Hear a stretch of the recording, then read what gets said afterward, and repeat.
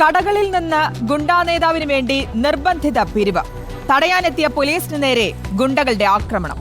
സിനിമയിലെ മുംബൈ അധോലോകത്തിന്റെ കഥയല്ല ഈ പറയുന്നത്. തിരുവനന്തപുരം നെടുമങ്ങാടുണ്ടായ സംഭവമാണ്.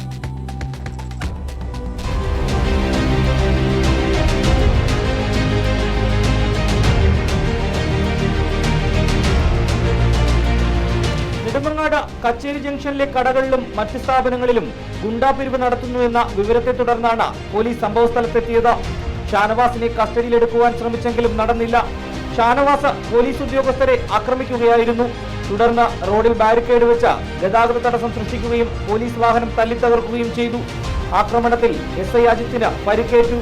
പിന്നീട് കൂടുതൽ പോലീസ് സ്ഥലത്തെത്തി ബലപ്രയോഗത്തിലൂടെയാണ് ഷാനവാസിനെ പിടികൂടിയത്. പിന്നീട് കോടതിയിൽ ഹാജരാക്കുകയും റിമാൻഡ് ചെയ്യുകയും ചെയ്തു. പൊതുമുതൽ നശിപ്പിക്കൽ, പോലീസിന്റെ കൃത്യനിർവഹണത്തിന് തടസ്സം സൃഷ്ടിക്കൽ എന്നീ കുറ്റങ്ങളിൽ PDPP ആക്ട് അനുസരിച്ചാണ് ഷാനവാസിനെതിരെ പോലീസ് കേസ് രജിസ്റ്റർ ചെയ്തത്. അടിപിടി, പിടിച്ചുപറി, മോഷണം തുടങ്ങി 19ഓളം കേസുകളിൽ പ്രതിയാണ് വാണ്ട ഷാനവാസ് എന്നറിയപ്പെടുന്ന ഷാനവാസ്. നിലവിൽ ഇയാൾക്കെതിരെ കാപ്പ ചുമത്താൻ നെടുമങ്ങാട് പോലീസ് അപേക്ഷ നൽകിയിരിക്കുകയാണ്. റിപ്പോർട്ടർ, തിരുവനന്തപുരം.